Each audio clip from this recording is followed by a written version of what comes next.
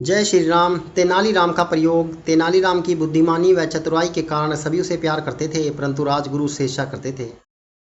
राजगुरु के साथ कुछ चापलूस दरबारी भी थे जो उनके विचारों से सहमत थे।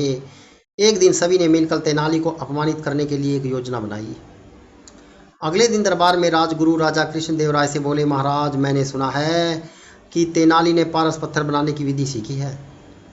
पारस पत्थर जादुई पत्थर है जिसे लोहा भी सोना बन जाता है। यदि ऐसा है तो राजा होने के नाते वह पत्थर प्रजा की भलाई के लिए मेरे पास होना चाहिए। इस विषय में तेनाली से बात करूंगा, परंतु महाराज, आप उससे यह मत कहना कि यह सूचना मैंने आपको दी है। राजगुरु ने राजा से प्रार्थना करते हुए कहा। उस दिन तेनाली के दरबार में आने पर राजा ने उससे कहा, तेनाली, मैंने सुना है कि तुम्हारे पास पारस पत्थर है। तुमने लोहे को सोने में बदलकर बहुत धन इकट्ठा कर लिया है।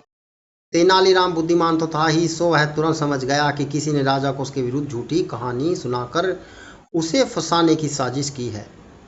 इसलिए वह राजा को प्रसन्न करते हुए बोला, जी महाराज, यह सत्य है कि मैंने ऐसी कला सीख ली है और उसे काफ़ी सोना भी बनाया है। तब तुम अपनी कला का प्रदर्शन अभी इसी दरबार में करो। महाराज, मैं अभी ऐसा नहीं कर सकता। इसके लिए मुझे कुछ समय लगेगा। कल सुबह मैं आपको लोहे को सोने में परिवर्तित करने की कला दिखाऊंगा।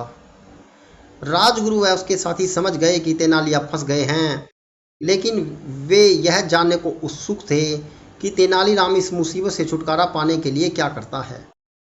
अगले दिन तेनाली गली में एक कुत्ते के साथ दरबार में आया। उस कुत्ते की पूंछ को उसने एक नली में डाला हुआ था। उसे इस प्रकार दरबार में आता हुआ देखकर हर व्यक्ति हंस रहा था, परंतु यह देखकर राजा क्रोधित हो गए और बोले, तेनाली, तुमने एक गली के कुत्ते को राज दरबार में लाने की हिम्मत कैसे की?